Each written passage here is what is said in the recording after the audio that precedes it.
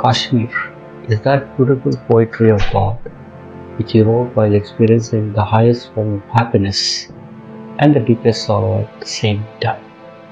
They say the valley never fails to amaze tourists, and yet today, Kashmir and Kashmiris, they cry for more than just poetic admiration. Kashmir and Kashmiris are crying for humane understanding. But on 22nd April 2025, Kashmir didn't mesmerize the world, it shook it.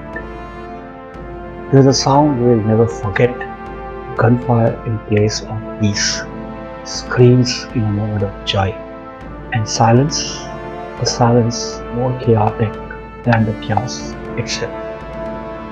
What was once a picture-perfect postcard became a headline for all wrong reasons. What was once a valley of gentle breeze and soft whispers echoed with gunshots, with human pain, with sirens of ambulances, and the wails of those who had lost their near and dear ones. And in that moment, the nation paused, not just in grief, but in realization. Terror isn't far away, it's right here. And awareness is no longer a luxury, it's survival. This podcast isn't born out of fear, it's born out of awareness. Because in a moment of terror, you won't rise to what you hope for, you will fall back on what you have prepared for. And let's be clear from the beginning, we do not isolate Kashmir because Kashmir is ours. We do not isolate Kashmiris because they are ours. We isolate them, the terrorists, the manipulators, the ones trying to turn us against our own. Kashmir is India. Kashmiris are ours. And unity? Unity is the Armageddon strike that terrorists can never ever recover from. Let's get real. You don't have a weapon. You may not have protection. But what you have is your mind. Let's train it now before it's ever tested.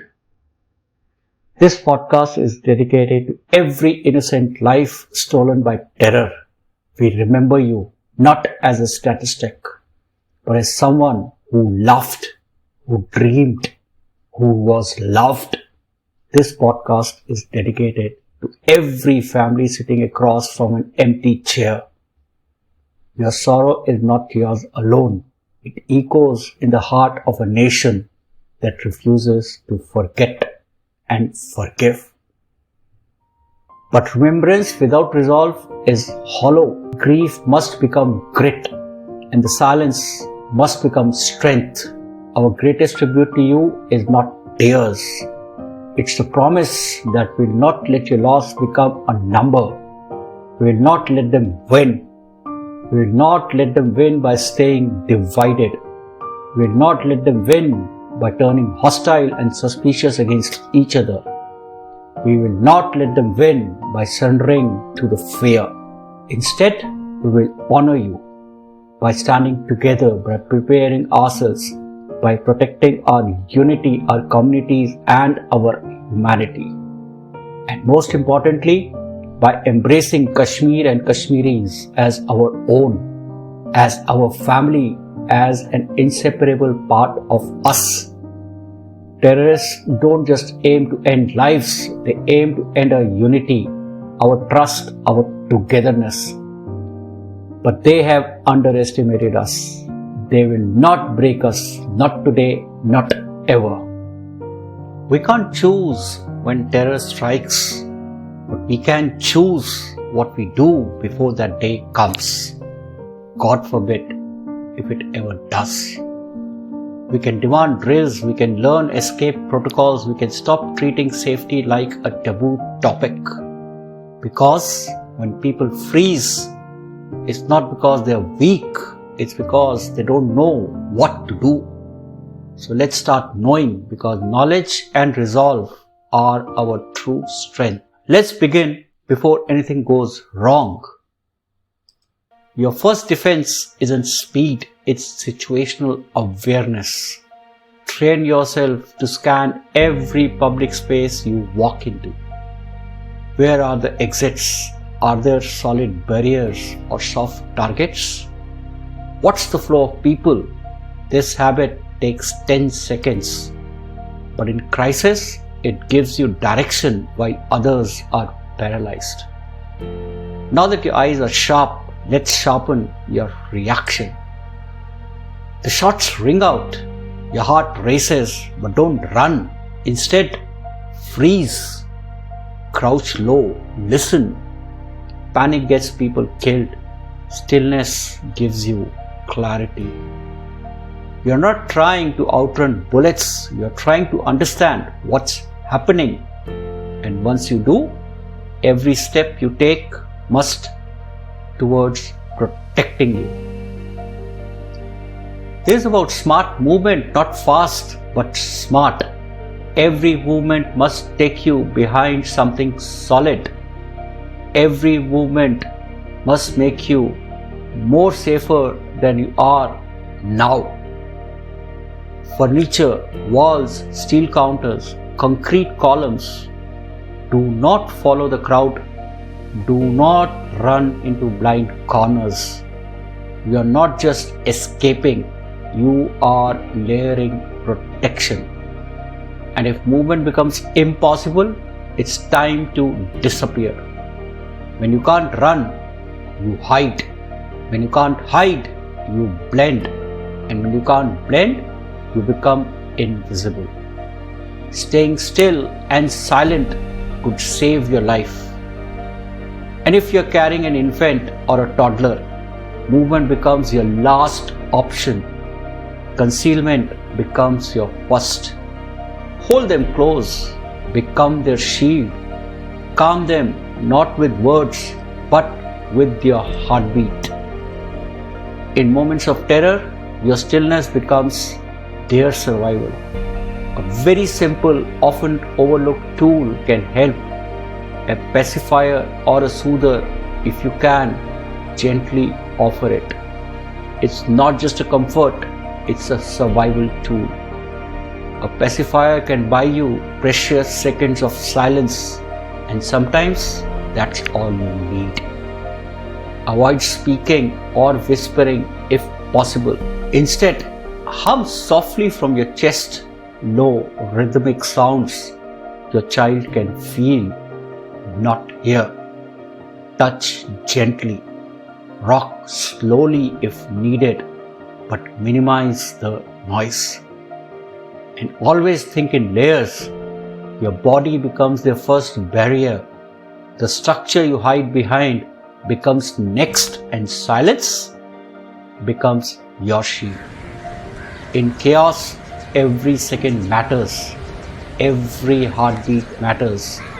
And for those too young to understand danger, we become their understanding. Not every hiding place is equal. The safest spots are along the paths of maximum resistance, because in a shootout, the gunmen follow the path of least resistance. Avoid kitchens. They have LPG, flames and heat. Avoid elevators. They can trap you or fail. Avoid glass spaces. They reveal you. Choose wisely. Locked restrooms. Feet off the floor. Server rooms. Storage areas with solid cover. Make yourself hard to find and harder to reach. Create multiple layers of barriers between yourself and the gunmen. Each layer slows them down, confuses their search, and increases your chances of survival. Now that your body is still, let's calm your mind. This is what special forces call combat breathing. When you are under gunfire and chaos is everywhere, you don't just control your body, you control your mind through your breath. Use the 4x4 method. Inhale for 4 seconds.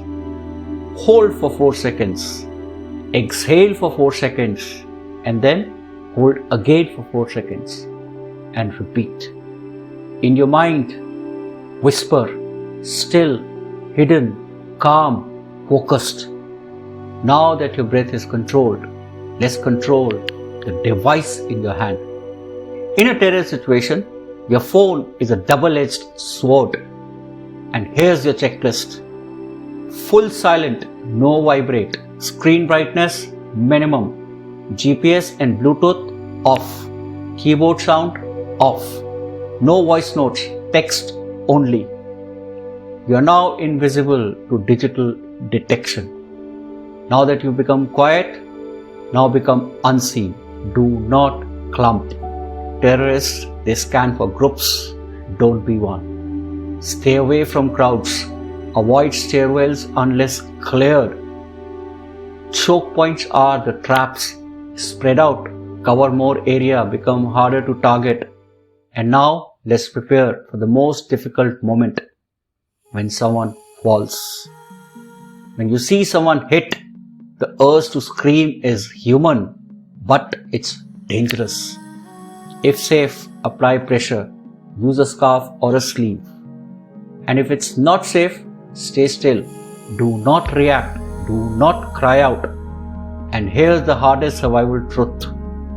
If the terrorist is close, fake death. Go limp. Shut your eyes. Let your breathing slow. Survivors from Mumbai, Paris, Nairobi, they did this and lived. You don't hold the gun, they do. You hold your nerve, and that's your shield, and that's your best weapon. And once the security arrives, you become their eyes. When special forces enter, they scan everywhere. To them, you are a potential threat unless proven otherwise. Hands up. Palms open, no sudden moves. Speak only when safe. 3 attackers, black hoodies, AK-47s, banquet entrance moving upstairs. That's the kind of information you need to pass on. Precise, crisp, and actionable. Clear mindset, assess clean missions. And now that you've changed your mindset, you're not after perfection. You are only there to better the odds. Even trained commandos take hits. Your goal isn't certainty, it's probability. Everything you have done so far, breathing, hiding, observing, it increases your odds. You won't be perfect, but you'll be smarter than most. And that's the difference between trauma and tragedy. Let's close with the step we often forget. Prevention. We cry after attacks, we light candles. Let's do more before the next one. Push for drills in school. Maybe the special forces people, the retired special forces people, might conduct lectures in schools to tell them what to do in case of terrorist attacks. Prepare standard operating procedures in case of a terror attack in theaters and malls. Conduct emergency awareness workshops. Verified alerts and evacuation plans. Preparedness isn't weakness. Preparedness isn't fear-mongering. Preparedness is power. Terror strikes to break a nation. But here's what it didn't count on. You, the alert citizen, the calm thinker, the united human. Terror divides, we resist. Terror attacks, we prepare. Terror targets the weak, we protect the vulnerable. And again, let's repeat it loud and clear. We do not isolate Kashmir or its people. We isolate the monsters who try to make us think we should. You are not helpless, you are not clueless, you are aware, you are prepared, and that is the beginning of a stronger India. Jai Hind.